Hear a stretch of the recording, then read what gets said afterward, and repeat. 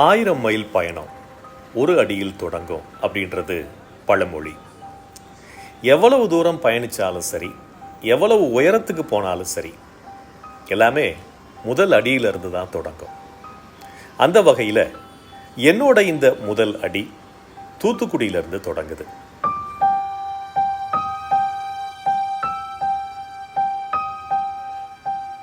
எதுக்கு தூத்துக்குடி அப்படின்னு கேட்டால், ஸ்டெர்லைட் சர்ச்சைகள் பல ஆண்டுகளாகவே தூத்துக்குடியில் இருக்குது. போராட்டம், துப்பாக்கிச்சூடு இப்படி நடந்து முடிஞ்சு ஆலை மூடப்பட்டிருப்பது நமக்கு தெரியும். அதே நேரத்தில் ஸ்டெர்லைட்டுக்கு ஆதரவான குரல்களையும் சமீப காலமாக ஊடகங்களில் பார்க்க முடியுது. ஒரு புறம் ஸ்டெர்லைட்டுக்கு எதிர்ப்பு, இன்னொரு பக்கம் எதிர்பார்ப்புன்னு ஒரு பட்டியலும் நீளுது. இதன் பின்னணியில் என்ன இருக்கு அப்படின்றத தேடித்தான் என்னோட இந்த பயணம்.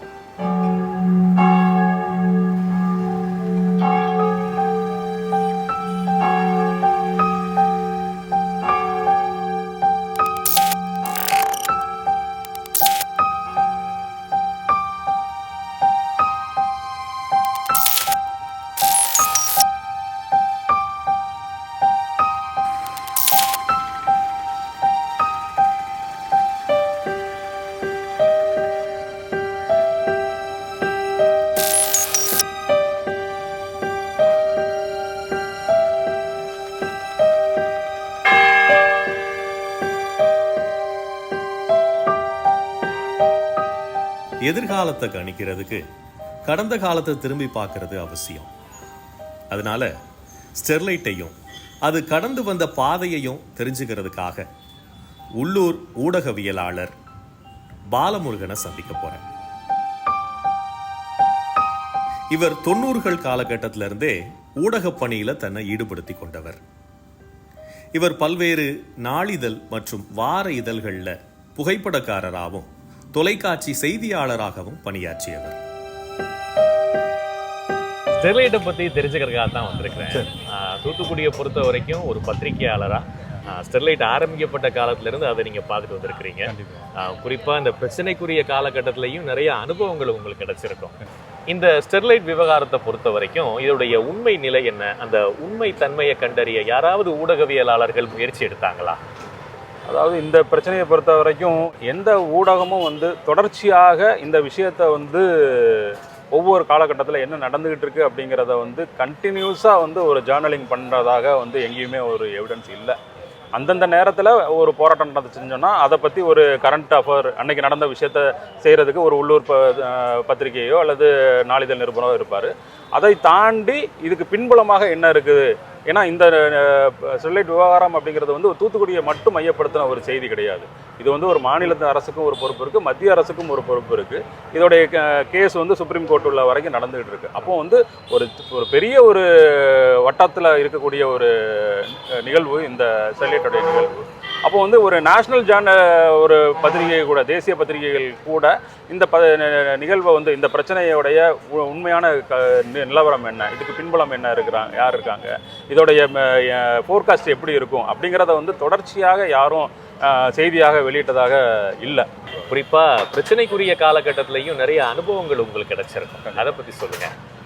அதாவது இந்த ஸ்டெர்லைட் அப்படிங்கிற ஒரு தொழிற்சாலை அம்மையார் ஜெயலலிதா தமிழகத்துடைய முதல்வராக இருக்கும்போது இதுக்கான அடிக்கல் நாட்டு விழா தூத்துக்குடியில் நடந்துச்சு.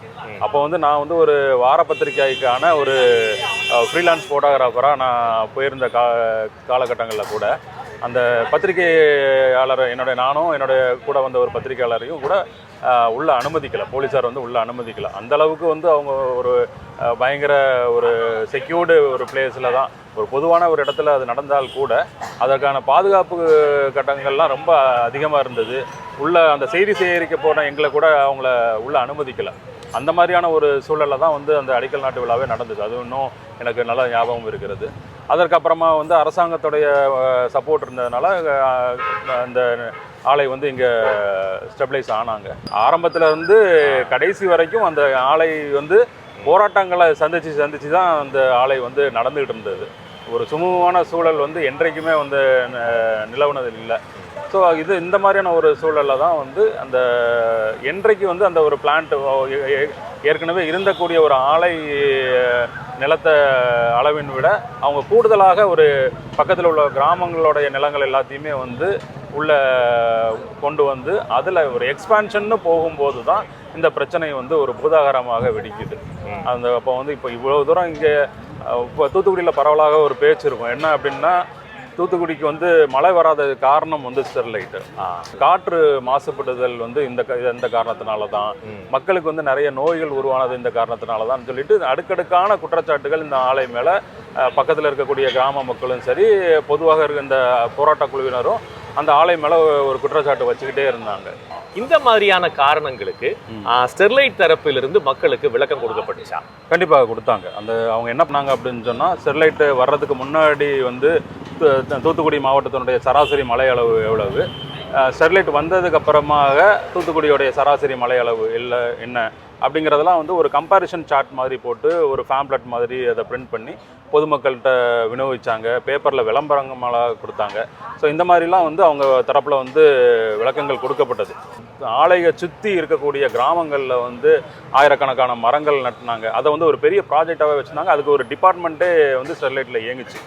அந்த அவங்களுடைய ரொட்டீன் ஒர்க்கே என்ன அப்படின்னு பார்த்தீங்கன்னா, நியர்பையில் இருக்கக்கூடிய வேக்கண்ட் லேண்டு, அது வந்து ப்ரைவேட் லேண்டாக இருந்தாலும் சரி, அந்த ப்ரைவேட்டோட லேண்ட் ஓனர்ஸ்ட்டை சொல்லி நாங்கள் வந்து ஒரு காடு மாதிரி நாங்கள் உருவாக்குறோம் அதுக்குன்னு சொல்லிட்டு அவங்கள்ட்ட ஒரு பெர்மிஷன் வாங்கி அந்த மரங்கள் நடுறதை வந்து அவங்களும் பண்ணிக்கிட்டே தான் இருந்தாங்க. அதன் மூலமாக இப்போ அவங்களுடைய குவார்ட்டர்ஸ்குள்ளேயே போய் பார்த்தீங்க அப்படின்னு சொன்னோம்னா ஆயிரக்கணக்கான மரங்கள் இருக்கும். ஸோ அந்த பசுமை சூழலை உருவாக்கணும் அப்படிங்கிற ஒரு காரணத்துக்காக அவங்க பண்ண தான் செஞ்சாங்க. மக்கள் வந்து அதை வந்து சரியாக ஏற்றுக்கல.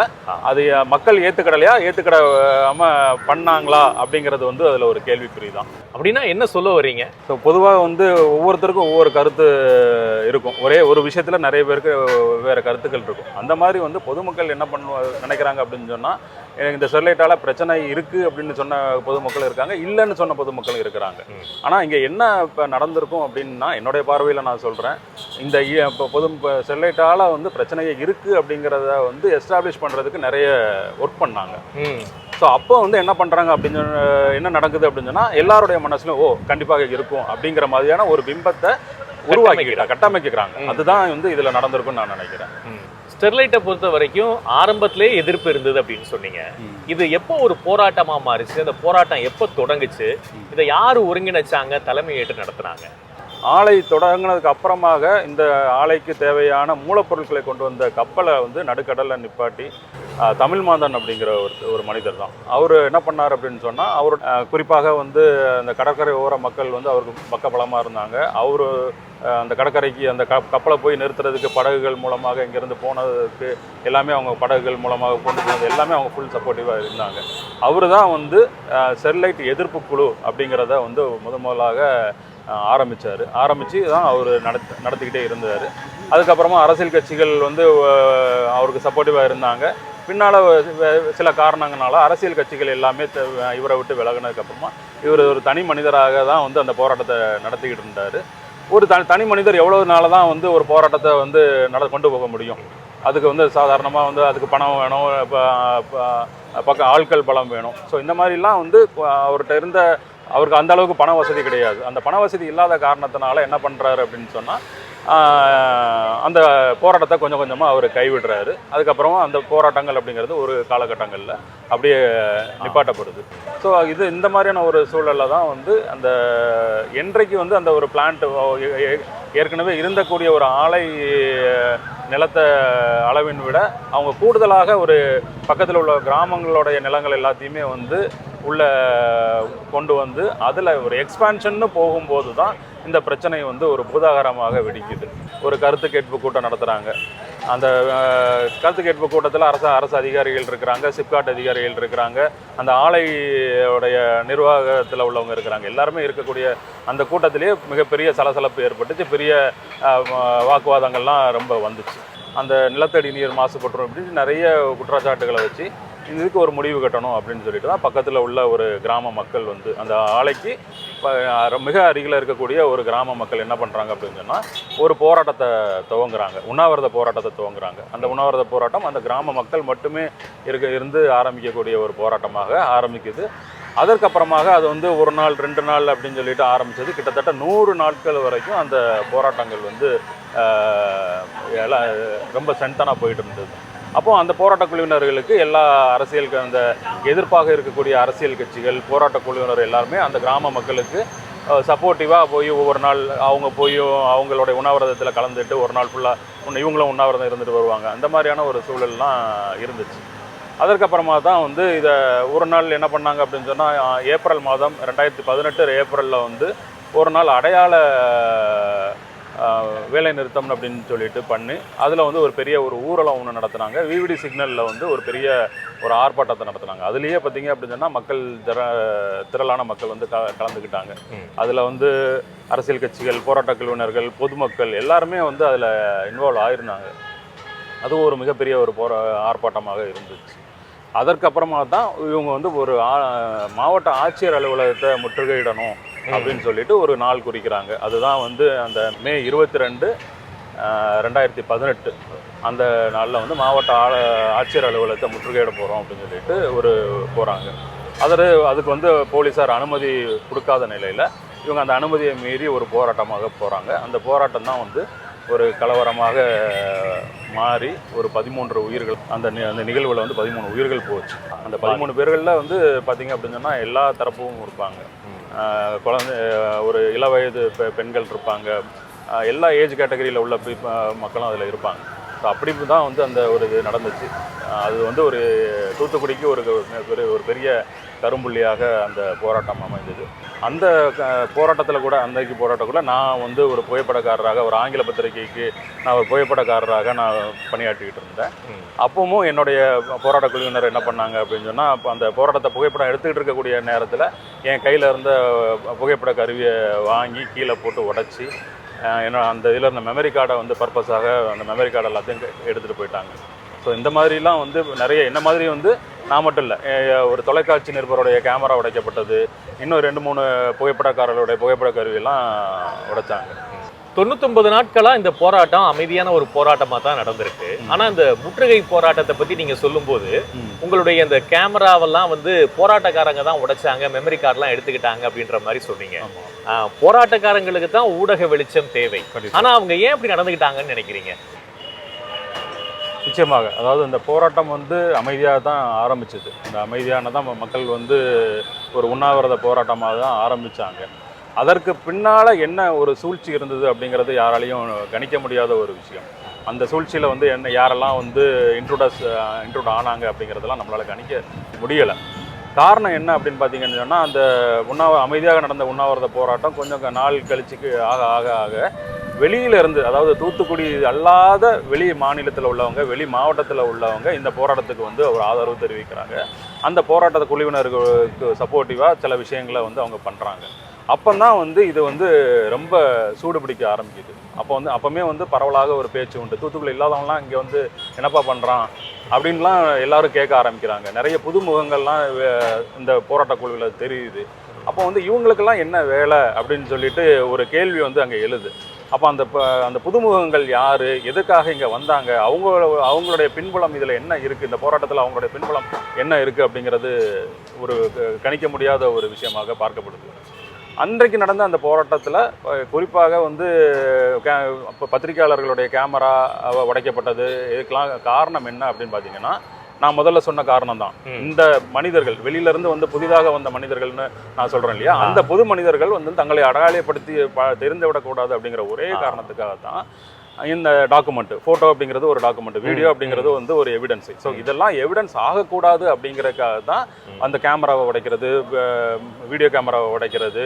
குறிப்பாக அப்போ உடைச்சதோடு மட்டும் இல்லாமல் நான் என்னோடய கேமராவை நான் ஃபோட்டோ எடுத்துக்கிட்டு இருக்கேன். ஃபோட்டோ எடுத்துக்கிட்டு இருக்கும்போது எங்கேயோ இருந்து வந்து என் மேலே ஒரு அடி விழுது. நான் கீழே விழுறேன். கீழே விழுந்த உடனே இப்போ என் கையில் இருந்த இவ்வளோதுக்கு கையில் வந்து நான் கிரிப் போட்டிருக்கேன். என் கேமராவும் என்னுடைய கையிலேருந்து விளையிடக்கூடாது அப்படின்னு சொல்லிட்டு ஒரு கிரிப்பு போட்டுட்டு தான் நான் வந்து அந்த கேமராவை ஹேண்டில் பண்ணிகிட்டு இருக்கேன். அப்படி இருந்தும் கூட அந்த கிரிப்லேருந்து ரிமூவ் பண்ணி என்னுடைய கேமரா உடைச்சி லென்ஸை வந்து போட்டு டம்முனுக்கு என் கண்ணு முன்னாடியே உடைக்கிறாங்க.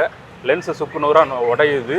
உடஞ்சி அதுக்கப்புறமா என்னுடைய கேமராவுடைய பாடி மட்டும்தான் இருக்குது, லென்ஸ் எங்கே போச்சுன்னு தெரியல, பாடி மட்டும்தான் இருக்குது. அந்த பாடியை எடுத்த உடனே நான் முதல்ல தேடின ஒரு விஷயம் மெமரி கார்டு. ஏன்னா நான் வேலை பார்க்கக்கூடிய ஒரு நிறுவனத்துக்கு நான் பதில் சொல்ல வேண்டிய நேரத்தில் இருக்கிறேன். அப்போ வந்து அந்த மெமரி கார்டு மட்டும் கிடைச்சா கூட போதும், அது வரைக்கும் நான் எடுத்த ஃபோட்டோஸ் வந்து நான் என்னுடைய ஆஃபீஸ்க்கு கொடுக்கலாம் அப்படிங்கிற ஒரு காரணத்துக்கு தான் உடனே நான் மெமரி கார்டு ஸ்லாட்டை நான் ஓப்பன் பண்ணி பார்க்குறேன், மெமரி கார்டு இல்லை. அப்போ இந்த எல்லாருமே வந்து அதில் விஷயம் அறிந்த போராட்ட குழுவினர். அப்போ இவங்களுடைய அடையாளம் வந்து தெரியக்கூடாது அப்படிங்கிற ஒரே காரணத்துக்காக தான் என்ன பண்ணுறாங்க அப்படின்னு சொன்னால், கேமராவை உடைச்சதோடு மட்டும் இல்லாமல் அதில் மெமரி ஆகிக்கக்கூடிய படங்களையும் வந்து அவங்க கைப்பற்றுறாங்க, அந்த மெமரி கார்டை கைப்பற்றுறாங்க. அப்படிங்கும்போது இது வந்து இதில் வந்து ஒரு பின் சூழ்ச்சி அப்படிங்கிறது வந்து இதில் ஏதோ ஒன்று இருக்குது அப்படிங்கிறது தான் தெரியுது.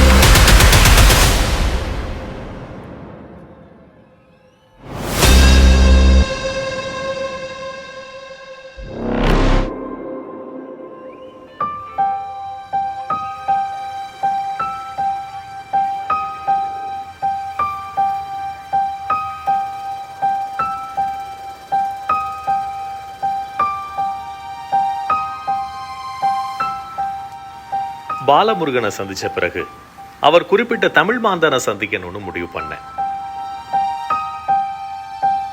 இவர் ஸ்டெர்லைட் தூத்துக்குடியில வர்றதுக்கு முன்னாலேயே அதற்கு எதிரான போராட்டங்களை முன்னெடுத்து நீதிமன்றத்தில் ஸ்டெர்லைட்டுக்கு எதிராக வழக்கு தொடுத்தவர். அவரை இப்போ உடனடியாக சந்திக்க முடியாத காரணத்தினால சமகாலத்தில் அவரை போலவே ஸ்டெர்லைட்டுக்கு எதிரான போராட்டங்களை முன்னெடுத்த கிருஷ்ணமூர்த்தியை சந்திக்க போறேன். இந்த ஸ்டெர்லைட் போராட்டத்தை எப்படி ஆரம்பிச்சு?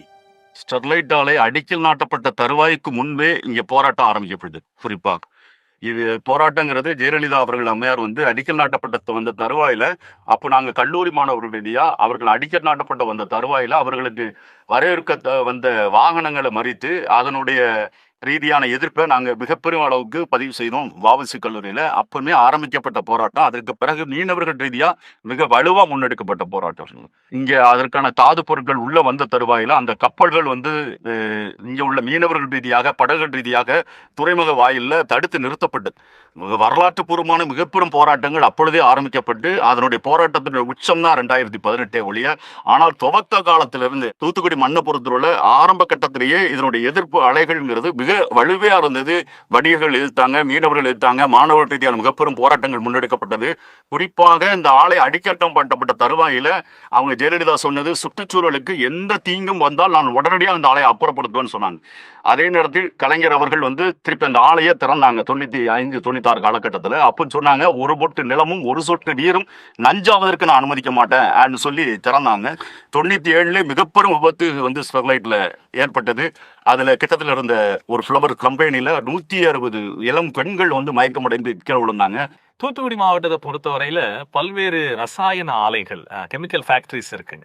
இதுல நீங்க ஸ்டெர்லைட்டை குறிப்பா எதிர்க்கிறதுக்கு என்ன காரணம்? இதுல என்ன பிரச்சனை இருக்கு அப்படின்னு நினைக்கிறீங்க? இன்னைக்கு பாதிப்புன்னு சொல்றது மற்ற ஆலைகள் பாதிப்பே இல்லைன்னு நாங்க மறுக்கல. ஆனால் நாங்கள் ஆலைகளுக்கு எதிரானவர்கள் அல்ல. சுற்றுச்சூழலுக்கு தீங்குங்கிற ரீதியா பாக்குறப்ப அவர்களும் தீங்கு விளைவிக்க தான் செய்யறாங்க. ஆனால் உச்சக்கட்ட தன்மையா இன்னைக்கு ஸ்டெர்லைட்டுங்கிறது மனித சமூகம், உயிர் சூழல் இங்க நிலைப்பதற்கு அவர்கள் மிகப்பெரும் தடை காரணியா இருந்தாங்க. இன்னைக்கு மீண்டும் நாங்கள் சொல்லக்கூடியது, இன்னைக்கு 2025 காலகட்டத்தில் நாங்கள் சூழலியல் ரீதியாக அதற்கான உறவு எங்கிட்ட இன்னைக்கு பழைய மாதிரி புதுப்பிக்கப்பட்டிருக்கு. அதற்கான முன்னுதாரணங்கள் ஸ்டெர்லைட் ஆலையை சுத்தி பார்த்தாலே தெரியும். தூத்துக்குடி மாவட்டத்தை பொறுத்தவரையில பெருசா வேலை வாய்ப்புகள் இல்ல, தொழிற்சாலைகள் புதுசா இங்க ஆரம்பிக்கிறதுக்கே பயப்படுறாங்க அப்படின்ற மாதிரியான குற்றச்சாட்டுகள் முன்வைக்கப்படுற அதே சமயத்துல ஸ்டெர்லைட்டை திரும்பவும் திறக்கணும் அப்படின்னு நிறைய குரல்களை கேட்க முடியும். அதை பத்தி என்ன நினைக்கிறீங்க? மீண்டும் சொல்லக்கூடியதுதான், நாங்கள் இந்த மண்ணுக்கு இந்த மக்களுக்காக நடத்தப்பட்ட போராட்டங்கிறது சாதாரணப்பட்ட போராட்டம் அல்ல. உலக வரலாற்றுல ஒரு சூழ்நிலைகளுக்காக 15 உயிர்களை நாங்கள் வந்து வெறும் உயிர்கள் மட்டும் தியாகம் பண்ணல, பல நூற்றுக்கணக்கான பேர் உடல் உறுப்புகள் சிதைக்கப்பட்டன. பல்லாயிரக்கணக்கான பேர் இன்னைக்கும் வழக்குகளுக்கு உள்ளாக்கப்பட்டு நாங்கள் இன்னைக்கும் நீதிமன்றங்களுக்கு சென்று வரக்கூடிய சூழலுக்கு தள்ளப்பட்டிருக்கோம். இந்த போராட்டங்கிறது உச்சக்கட்ட தியாகத்திற்கான போராட்டம். எங்கள் உயிர் வலிக்காக, எங்கள் மூச்சு காற்றுக்காக, எங்கள் நிலத்தடி நீருக்காக நாங்கள் போராடி இவ்வளவு தியாகத்தை ஈட்டி தான் நாங்கள் இந்த நீதியை பெற்றிருக்கோம். உச்ச நீதிமன்ற ரீதியாக நீதியை பெற்றிருக்கோம். அவர்கள் மறுசீராய்வு மனுவும் தள்ளுபடி செய்யப்படக்கூடிய சூழலுக்கு தள்ளப்பட்டிருக்கு. இதற்கு பிறகும் இந்த நச்சாலை மரண ஆலை எங்க மண்ணுல வரும் சொன்னால் எங்களுடைய போராட்டங்கிறது சத்தியமாக இதோடு நின்று போகாது. இந்த ஸ்டெர்லைட் போராட்டத்தை பொறுத்த வரையிலையும் ஒரு அமைதியான ஒரு போராட்டத்தை தான் நடத்திருக்கிறீங்க. இந்த 100வது நாள் தான் அந்த துப்பாக்கி சூடு அப்படின்ற ஒரு அசம்பாவிதம் நடந்து இன்னைக்கு 15 உயிர்களை பலி கொடுத்து எத்தனையோ பேர் இன்னைக்கு குண்டடிப்பட்டு நாயர்ந்திருக்காங்க. சொல்லுங்க, ஸ்டெர்லைட் ஆலை மூடணும் அப்படின்னு எந்த அளவுக்கு நீங்க போராடுனீங்களோ அதே மாதிரி இந்த துப்பாக்கிச்சூடு சம்பவத்திற்கு யார் காரணம் அப்படின்றத கண்டுபிடிச்சு நீங்க வெளிப்படுத்தணும் அப்படின்ற அந்த போராட்டமும் அதே அளவுக்கு ஒரு ஒரு வீரியமான ஒரு போராட்டமா இருக்கா இல்லையா? இந்த உயிரிழப்புக்கு காரணமான, அரசு பயங்கரவாதத்திற்கு காரணமான கொலையாளிகள் தண்டிக்கப்படணுங்கிறதுல நாங்கள் உறுதியா இன்று வர இருக்கும். அதற்கான போராட்டங்கிறது பல்வேறு கட்டங்கள், நாங்கள் ஒவ்வொரு காலகட்டத்திலையும் அது பல்வேறு வடிவங்கள்ல அந்த போராட்டத்தை கொண்டெடுத்து தான் போயிட்டு இருக்கோம். இன்னைக்கும் போராட்டத்தை கைவிடல. இன்னைக்கு எங்களுக்கு நீதி கிடைக்கலங்கிறதா உண்மையான விஷயம். இன்னைக்கு அம்மா அருணாஜேசன் அவருடைய அறிக்கை, தனிநபர் அறிக்கைங்கிறதுல குறிப்பாக அவர்கள் சொல்லப்பட்டது கொலை குற்றவாளிகள் யாருங்கிறது தெளிவா அம்பலப்பட்டு சொன்னாங்க.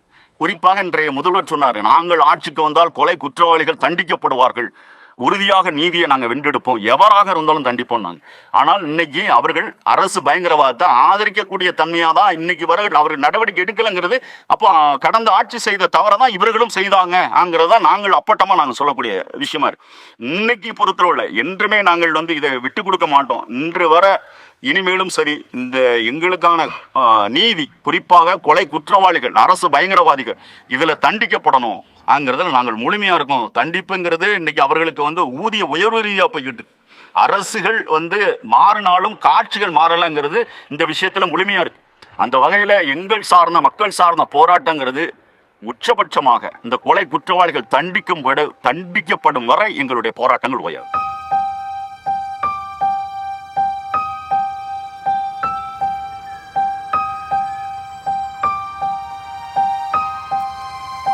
தூத்துக்குடியில் நிறைய தொழிற்சாலைகள் வேணும், குறிப்பா ஸ்டெர்லைட் மீண்டும் திறக்கப்படணும்னு பல்வேறு தரப்புல இருந்து கோரிக்கைகள் முன்வைக்கப்பட்டாலும் தொழிலாளர்கள் மற்றும் அவர்கள் நலன் சார்ந்த அமைப்புகளே இதுக்கு பெரிய அளவுல அழுத்தம் கொடுக்கறாங்க. அதுல ஸ்டெர்லைட் வேண்டும் அப்படின்னு சொல்லி தன்னுடைய எதிர்பார்ப்புகளை பட்டியலிடுற ஒருத்தரை தான் இப்ப நான் சந்திக்க போறேன். இந்திய தேசிய தொழிற்சங்க காங்கிரசின் தேசிய அமைப்பு செயலாளர் கதிர்வேல் தான் அவர். ஸ்டெர்லைட்டை பொறுத்த வரைக்கும் உங்களுடைய நிலைப்பாடுன்றது ஒரு ஆதரவு நிலைப்பாடாக இருக்கு. அதுக்கு என்ன காரணம்? ஸ்டெர்லைட்டு ஆதரவு நிலைப்பாடு, எதிர்ப்பு நிலைப்பாடு என்பதல்ல. இப்போ ஏறத்தாழ ஸ்டெர்லைட் மூடி 6-7 ஆண்டுகள் ஆகிவிட்டது. இப்போ என்ன நிலைமை ஆகிட்டுன்னு சொன்னால், தூத்துக்குடிக்கு பிறகு சிப்காட் ஆரம்பிக்கப்பட்ட கங்கை கொண்டான் திருநெல்வேலியில் ஒரு 4 லட்சம் பேர் வேலை பார்க்காங்க. இப்போ தினக்கூலிகள், நான் சொல்கிறது போல தினக்கூலிகள், பெரிய அளவில் உள்ள கிடையாது. தூத்துக்குடி ஸ்டெர்லைட்டை பொறுத்த வரைக்கும் சொல்கிறது தினக்கூலிகள் தான்.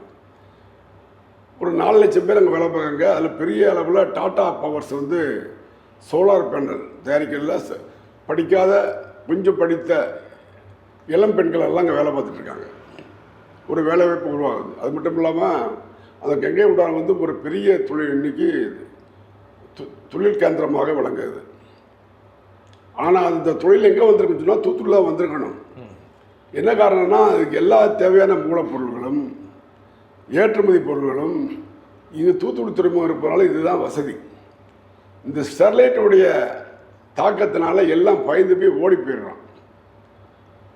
மாண்புமிகு நாடாளுமன்ற உறுப்பினர் கனிமொழி அவர்களுடைய தீவிர முயற்சியெல்லாம் பண்ணி பார்க்குறாங்க.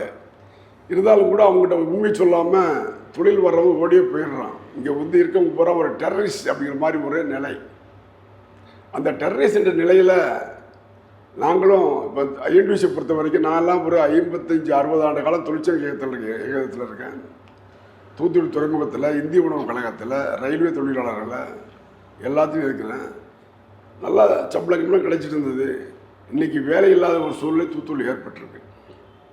முதல்ல டெரரிஸ்ங்கிற ஒரு முறை ஒன்று, காலப்போக்கில் ஏற்படுகின்ற பரிணாம வளர்ச்சி என்ற முறையில் இங்கு மிகப்பெரிய தொழிலாக இருக்கக்கூடிய மெஜரா கோர்ஸ் நூற்பாலை 120 ஆண்டுகள் இந்த நூற்பாலை அது இன்றைக்கி இல்லாமல் போயிட்டு அதில் 7000-8000 பேர் வேலை பார்த்தாங்க. தூத்துக்குடி மெஜரா கோர்ஸ், ஸ்பின்னிங் மில்,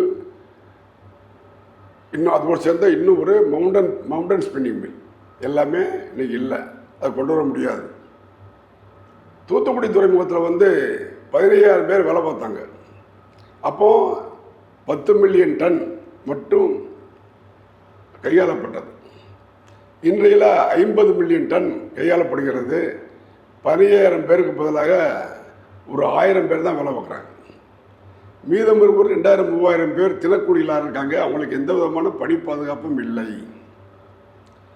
தூத்துக்குடியில் இன்னும் 2 பெரிய தொழில் என்ன கேட்டிங்கன்னா, விவி மினரல் என்று சொல்லக்கூடியது. அது அரசாங்கம் அந்த இருக்கிற பிரச்சனைகள் அதுலேயும் ஒரு 30-40,000 பேர் வேலை பார்த்தாங்க. அதுவும் இல்லை. மதுரையிலிருந்து பிஆர்பி என்ற நிறுவனம் வெளிநாடுகளுக்கு அந்த கற்களை வெட்டி ஏற்றி அனுப்பிட்டு இருந்தாங்க. இதையெல்லாம் மிக பெரிய அளவிலே அரசாங்கம் பணம் பெறுகின்ற தொழிலாக இருந்தாலும் கூட தொழிலாளிகளுக்கு, நான் சொல்வது கடைநிலை தொழிலாளர்களுக்கு மிகப்பெரிய வேலைவாய்ப்பு கேந்திரமாக இருந்தது. விவி மினரல் என்பது ஒரு 40,000 பேர் வேலை பார்த்தாங்க. விவி மினரல் மட்டுமல்ல, அதோடு சேர்ந்து 5-6 கம்பெனிகள் உண்டு.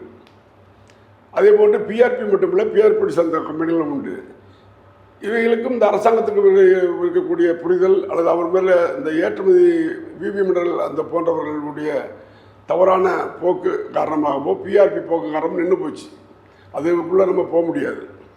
இது ஒட்டுமொத்தமாக என்ன வருதுன்னு கேட்டிங்கன்னா, பிஆர்பி போன்றது, விவி போன்றது, ஸ்டெர்லைட் போன்றது, இதெல்லாம் இங்கே இருக்கும்போது ஏதோ தூத்துக்குடி ஒரு ஆப்பிரிக்கா கண்ட்ரி போல ஒரு தோற்றத்தை ஏற்படுத்தி இருக்கிற காரணத்தினால இன்றைக்கி வேலைவாய்ப்பு மிக மிக குறைந்திருக்கின்றது.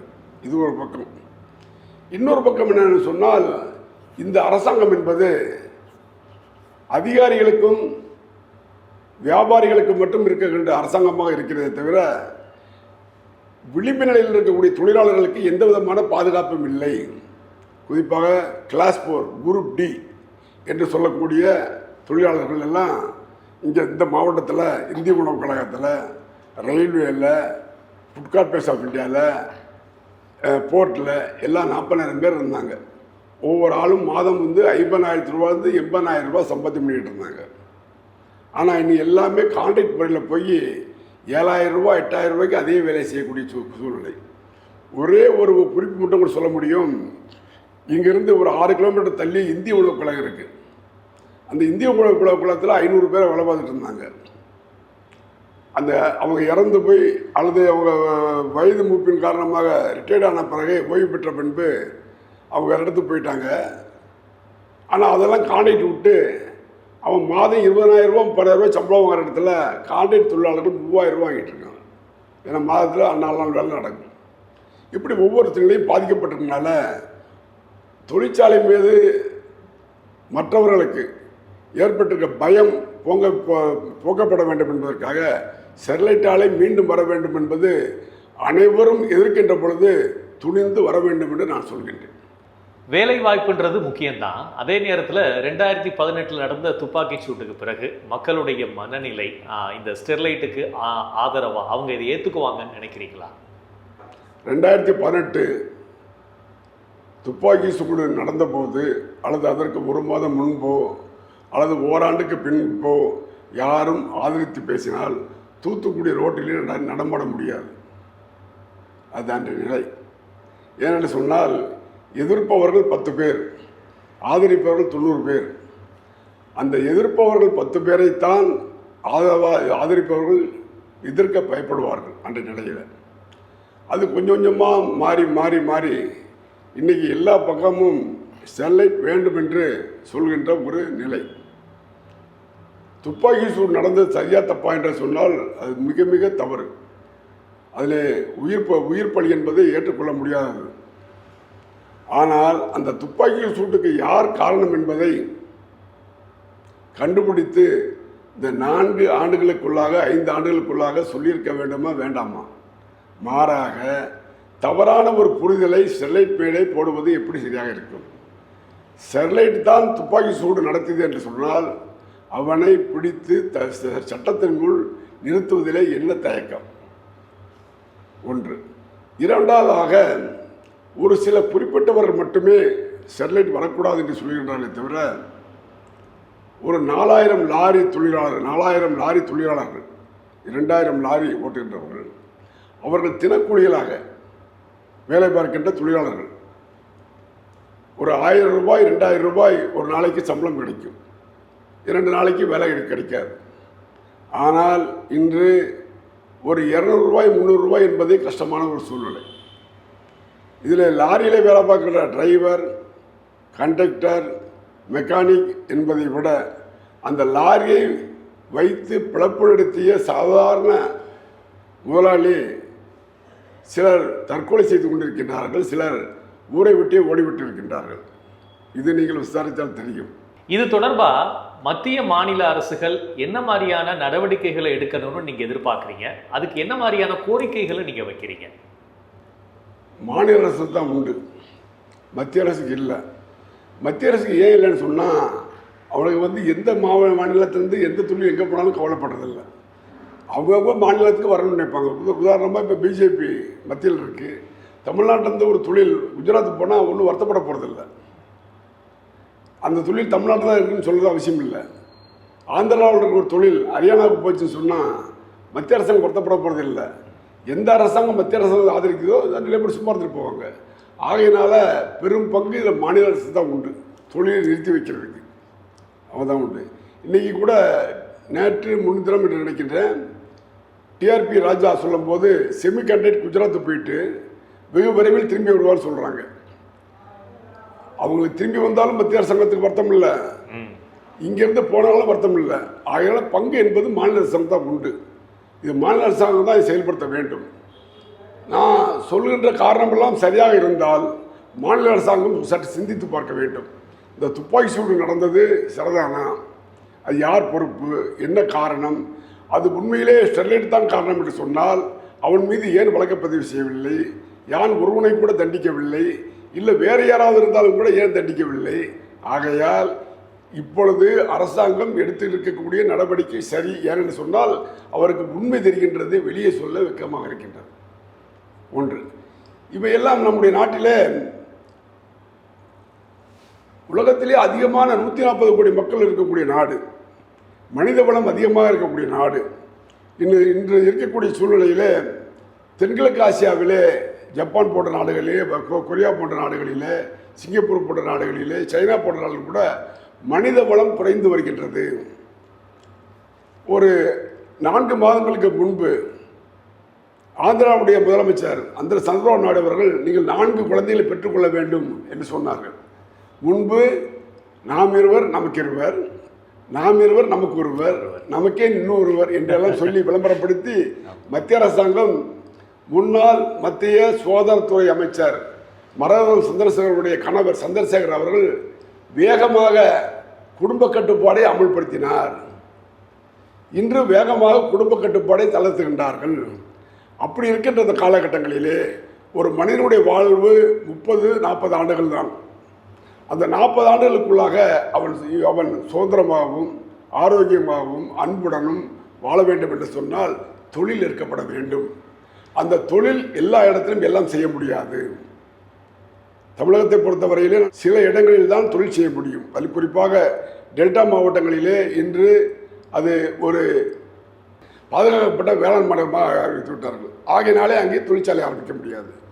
அது சரியா தவறா என்றால் ஒரு பக்கம் அது சரி, ஒரு பக்கம் தவறு. சரி என்று சொன்னால் விவசாயியுடைய கண்ணீர். அது பரந்தூர் விமான நிலையத்தை அரசாங்கம், மத்திய அரசாங்கம், மாநில அரசாங்கம் வேகமாக அமல்படுத்த வேண்டும் என்று நினைத்தாலும் கூட அங்குள்ள விவசாயிகள் தன்னுடைய தாயை விட, தெய்வத்தை விட பெருசாக நிலத்தில் நினைக்கின்றார்கள். எங்கு நிலம் கிடைக்கின்றதோ அந்த நிலத்திலே தொழிற்சாலை ஆரம்பிக்கப்பட வேண்டியது என்பது அரசாங்கத்துடைய கடமை. ஆகையினாலே தூத்துக்குடி மாவட்டம் போன்ற இடங்களிலே 6 இடங்களிலே சிப்காட் வருகின்றது. தூத்துக்குடியில் வீரபாண்டியபுரம் 1, கொளத்தூர் 2, விளாத்துக்குளம் 3, இன்னொன்று முள்ளக்காடு பகுதியில் 4, அது போன்ற 6 சிப்காட் வருகின்றது. ஆனால் இன்னும் ஒரு துளிர் கூட இங்கே வரவில்லை. நாடாளுமன்ற உறுப்பினர் அவர்கள் வேகமாக பர்னிச்சர் மார்க்கெட்டை கொண்டு வருகிறார்கள். ஆனால் இன்னும் இது நடைபெறவே இல்லை. அதேபோது வின்பாஸ்ட் கம்பெனி அதுவும் வருவதற்கான வாய்ப்புகள் இருப்பது போன்று தெரியவில்லை. காரணம் என்னவென்று சொன்னால், தூத்துக்குடி என்று சொன்னால் ஏதோ ஒரு தீவிரவாதம் இருக்க ஊர்கள் போன்ற ஒரு எண்ணம் இருக்கின்றது. ஆகையினாலே இந்த எண்ணங்களை தவிர்க்க வேண்டும் என்று சொன்னால் ஸ்டெர்லைட் ஆலையை ஆதரிப்பதை தவிர வேறு வழி இல்லை. அதே நேரத்தில் யார் தவறு செய்திருந்தாலும் அவர்களை தண்டிப்பதை தவிர வேறு வழி இல்லை.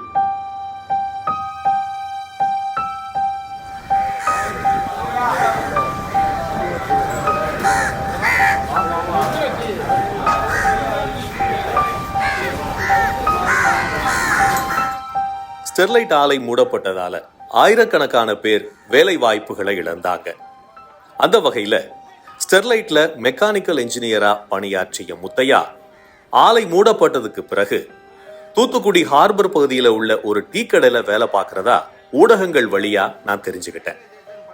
அந்த பகுதியில் உள்ள மக்கள்கிட்ட பேசினதுக்கு அப்புறம் எனக்கு முத்தையாவை அவங்க அறிமுகப்படுத்தி வச்சாங்க.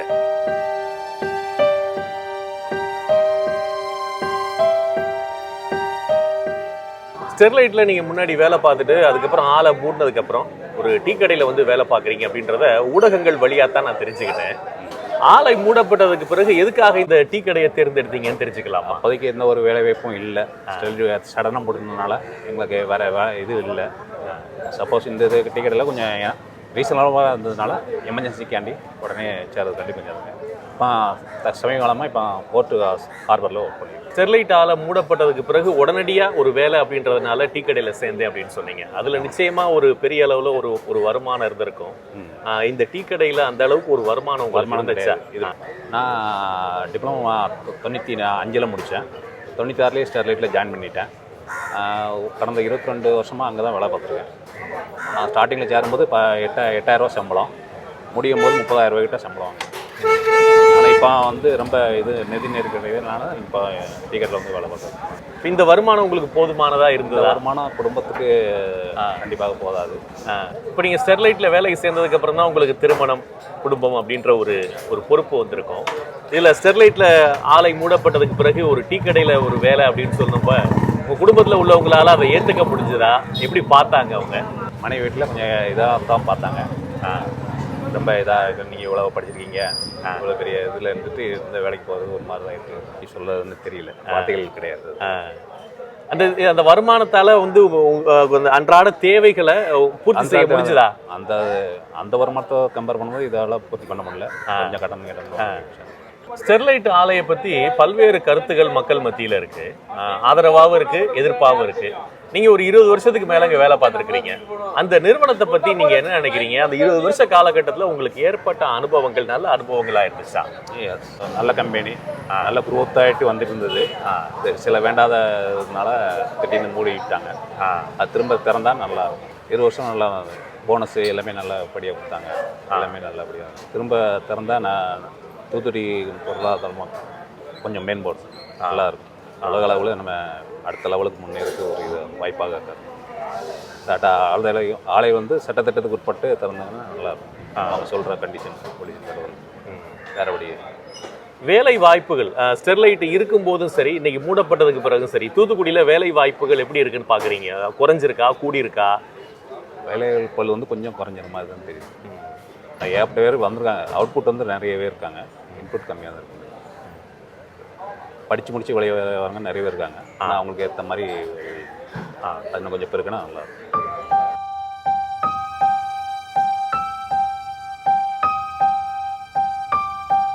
என்னுடைய இந்த முதல் அடியில் நான் என்ன தெரிஞ்சுக்கிட்டேன் அப்படின்னு திரும்பி பார்க்கும்போது, தூத்துக்குடிக்கு வெளியே இருந்து பார்த்தப்ப நான் புரிஞ்சுக்கிட்டதுக்கும் இங்கே வந்து கள நிலவரத்தை பார்க்கும்போது நான் தெரிஞ்சுக்கிட்டதுக்கும் இடையே ஒரு இடைவெளி இருக்கு.